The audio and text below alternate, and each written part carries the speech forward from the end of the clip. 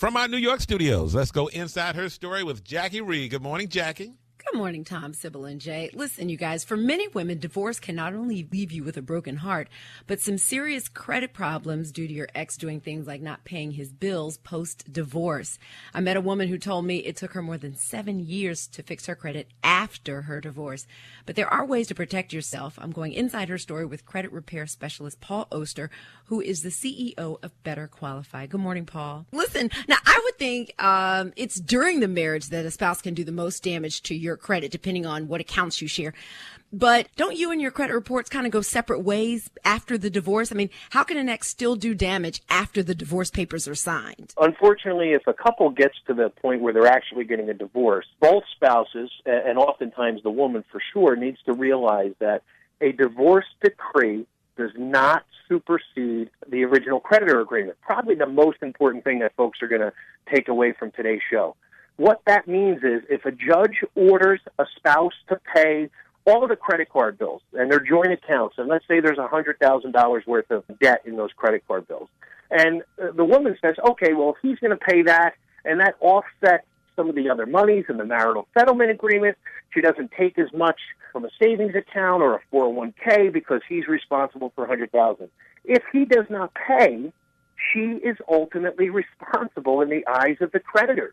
And it's an amazing thing. They don't care what the judge says.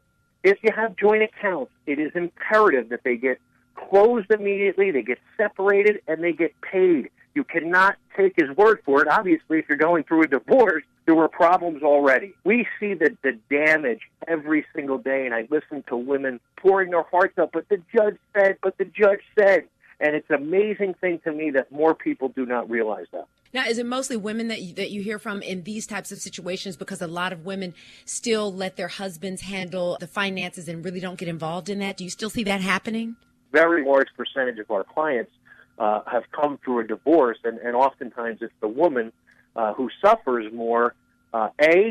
Maybe she only has the joint accounts with her husband, and her husband may have other individual accounts. And once the divorce goes through and those accounts get closed or they go into default, now it's a tremendous undertaking to try and reestablish the credit, settle the debt, and move forward in her individual credit life. This may sound crazy, but what happens to the credit if the couple decides to get back together? Then they would both be responsible at that point in time. It won't get any better. No. It doesn't. It doesn't have any effect. The marital status has no effect on credit, other than the fact that you may have joint accounts, together. So I speak all the time in front of groups, and I just tell them, congratulations, you're moving forward. You're going to get married, but you don't have to be married with credit. You can get the same credit cards, just get individual accounts, and you can pay those accounts out of a joint bank account.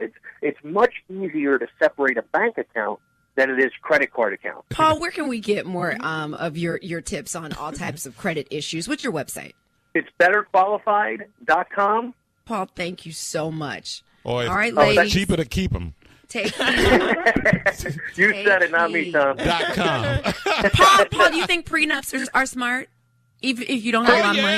Oh, yeah, I can answer that one. No, but do you have to be rich and famous to have a prenup? No, and prenups are smart, but again, they don't supersede original agreement, and it's almost a separate issue to deal with. A prenup will not protect you against credit card default.